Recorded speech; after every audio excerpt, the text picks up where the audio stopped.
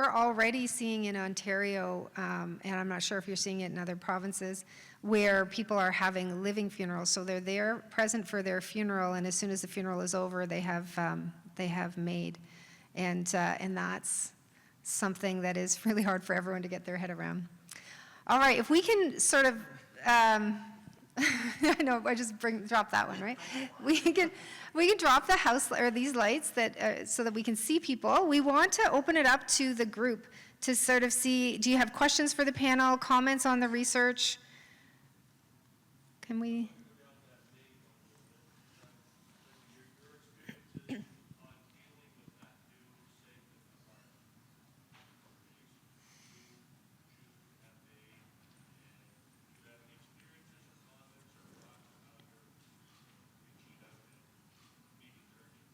So the question, just make sure I've got it correctly and so that everyone can hear, is how are the panel dealing with that sort of new customer base? So you're thinking like the people who don't go to church or don't want to have a traditional type service and they want to have something a little bit different. How are they dealing with them? Oh, the maid families. Well, I can tell you what I have observed, and maybe, Becky, you've got some something to add here. I have observed that funeral homes, and I want to talk BC too, because it's the biggest statistics around MAID are in BC, that most funeral directors that I have talked to are looking at it through the lens of how can we care for these families, right? Without judgment, because it's very difficult, right? We all have our personal feelings about that. It's all really difficult. But I think one of the things that's really inspiring me when I talk to funeral directors across Canada is this idea that if we're going to allow MAID to happen as a society, we have an obligation to care for those people. And we have an obligation to make their final time more meaningful. And what I'm seeing, funeral directors bringing their creativity and bringing their compassion and care to those folks is like, I don't even have words for it. It's probably been one of the most interesting experiences for me in my entire career. And with that, I will pass it to you guys who are actually doing this stuff. I would love to take this one. I probably have, I don't know if everybody or even anybody has the same feeling towards MAID that I have had. I've struggled with it. I don't like it. And it's really difficult for me when a family would come in to keep my opinion to myself and be Switzerland. So, as much as I didn't like it, I didn't agree with it, I really, you need to keep your professional face on, and the family would never know that's how I feel. But I would often have another one of our directors make arrangements because I didn't want my feelings to be in that arrangement conference. Now, my grandmother just selected MAID a few months ago, and it has completely changed my outlook on the process. So I went from one of these, you're taking life into your hands instead of, taking it out of God's hands, and I didn't like it at all. It didn't sit well with me. But sitting in that room with my grandma, who was such a fiercely independent woman, and allowing her to make her own decisions right up until the moment that she passed, and even planning that day. Did she want people there? Did she want us there? What did she want to do in her final moments? And are we going to watch the Blue Jays game? And, it just gave her the ability to make a choice when she didn't have a lot of options anymore. And I think it's changed my perspective, and it's given me a whole respect for people who choose that as a disposition. And now I can serve those families better as a result of my experience with it. But we're not offering the procedure in our funeral home, but we're happy to accommodate them and give folks recommendations of places in the area that will. So it's been a journey for me, but one that I'm glad has happened to me, because it really has given me both perspectives and has opened my eyes to the benefits of it. What's going on in BC? I think that's important, to be non-judgmental, and we've all been sitting with families and we don't agree with what they're saying or what they do or who they are, but we sort of always have set that aside and we serve the families. Some people aren't capable of that, but we have to keep that open mind to serve the families. It is difficult for our staff to sit down. We've had, on Vancouver Island, it's per capita, I think we're the highest in Canada for MAID. And there's a lot of reasons for that, of Vancouver Island being a very transient society. A lot of people have retired that way, got away from organized religion, that sort of thing. So, but the staff that are dealing with these families have to keep an open mind. We get a lot of husband and wife that are going to have MAID together. We've got children coming in, and sort of a funny story was 2 sons, in their 50s, come into the funeral home and said to, the receptionist, "We're here to make some pre-arrangements. My parents are going to be put down on Friday." Well, without, it sort of sets you back, but your staff have to be ready for that. Like, oh, okay. That word "put down," is like, they were making light of the fact that they have to come to terms with, this is the decision of their parents, and it's maybe they didn't agree with it, but they were making light of it. So your staff have to know that these circumstances are going to come up too, and the terminologies are all new, and the way that families are acting and reacting. So there is a little bit of staff discussion that needs to go into that, and certainly we were pulled into this very quickly because the concept of MAID is quite common in BC, and so we had to react to it very quickly. My observation is that it's really hard on staff, and I think it's hard on anyone who's been working in the funeral space, because for forever the certainty in our world has been the uncertainty of death, and now that is a certainty, and it changes everything about how you feel about it. Did you want to add to this conversation? I don't know if it's something. Simon stole my mic. Thank you. In Nova Scotia, there was quite a jump, and I've noticed it in my town as well, in people going through MAID, and I guess kind of like Becky, certainly I had concerns about the slippery slopeness of it, but I guess what I came to is that I know it's not for me, but I'm not in that person's shoes, and if I was in that person's situation, that would change my perspective, and perhaps I would be. Perhaps that would be an option for me. Right now, sitting here in front of you guys, I just can't see that happening. But the future's fluid. You don't know. So, it's, we've been asked, would we be open to having MAID take place in the funeral home? And that's a different conversation. And I don't know how other people feel about that. I'm not comfortable with it. First of all, I'd have to figure out what to charge for it. But, It's an unregulated space. it is, so it's, but those conversations are coming. Like, you're going to get asked, and you're going to have to figure out how to answer it, right? And then justify your answer. And it can't just be, well, I don't want to. Or I'm not comfortable. I'm going to share with everyone a conversation that I had with a friend of mine that sort of changed my thinking around it. And he has decided to offer MAID services and embrace that in his funeral home. He provides it at no charge. But what got him to change his thinking about it was he was having a conversation with someone who was having MAID, and he discovered through that conversation that people who are choosing MAID don't have a lot of options. I mean, if you're a homeowner and you have the means, then you can make that decision to die in your home.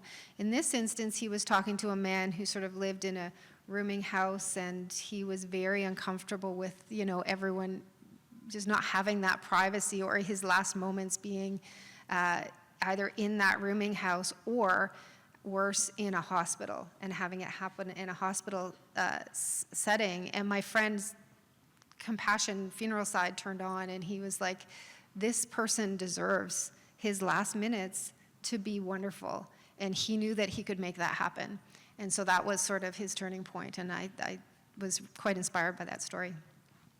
I think there's two things happening here, whether or not you agree with allowing the physical death in your funeral home and supporting families that have had a made death. So those are, and yeah, we're still sort of separate on that. There's a big component of religion that's in there, and what we do, you know, on a daily basis, in particular with, you know, some of the Jewish community and the Catholic Church. So, you know, that's a huge component of what we're doing. But being able to service a family that has selected a made death, not necessarily in your facility, is very important to be able to, you know, offer that service and be non-judgmental. Yeah, talk about navigating a dark room, right? Who knows what the right answer is there, and how do you help your peers through it? Any other questions, thoughts from the audience?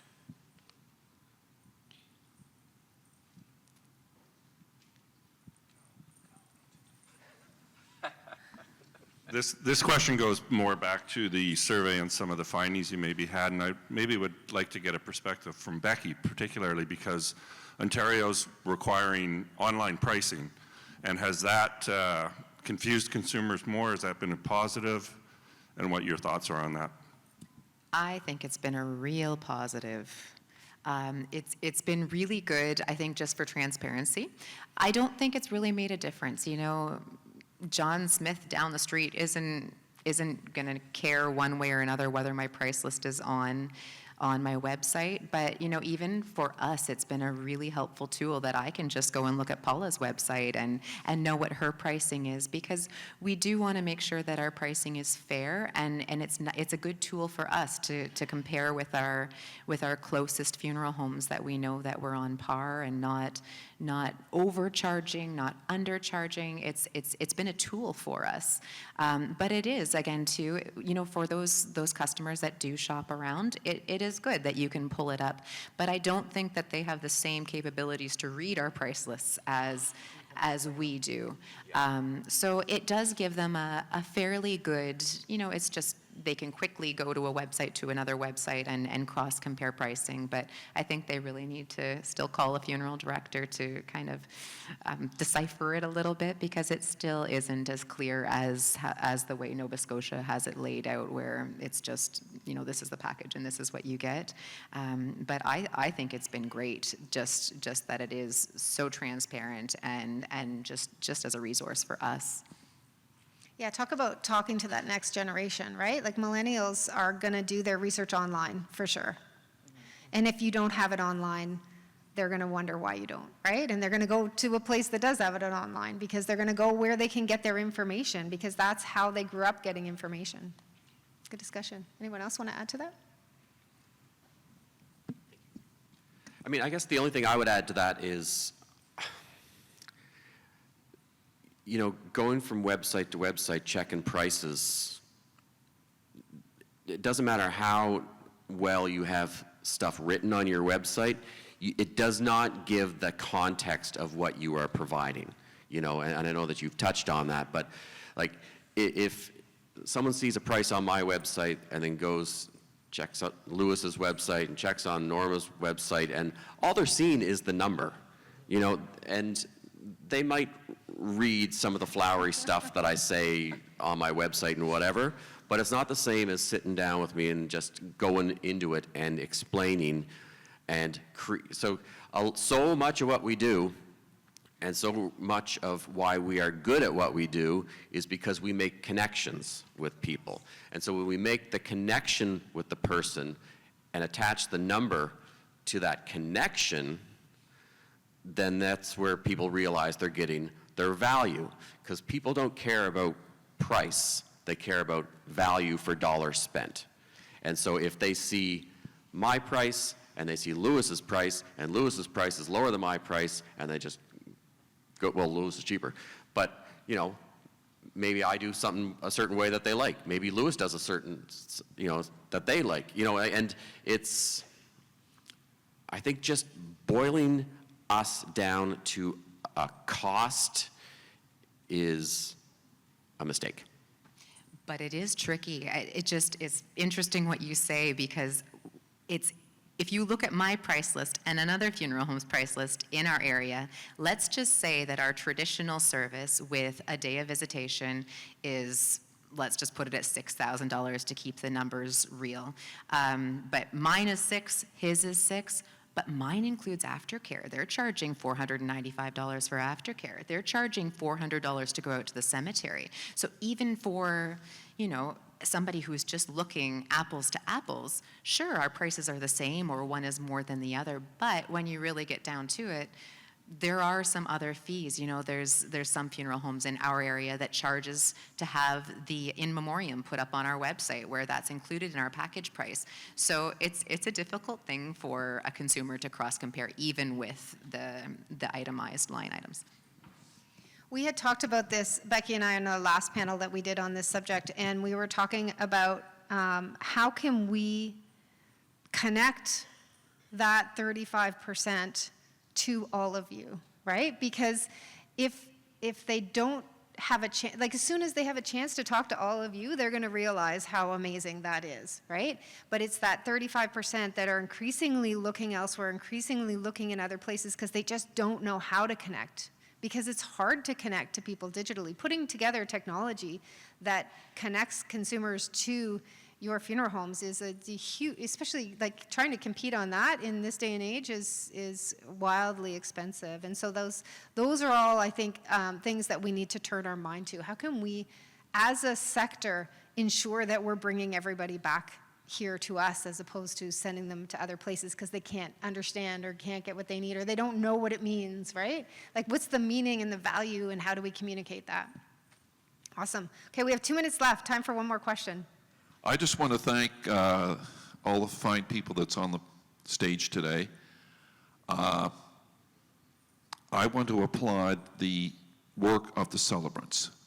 I'm in an area, rural area of Nova Scotia, and I don't have the celebrant title, but I get called into and offer a service to help families out. I'm finding that with 70% cremation, I don't mind saying that, 30% traditional, maybe changing a bit.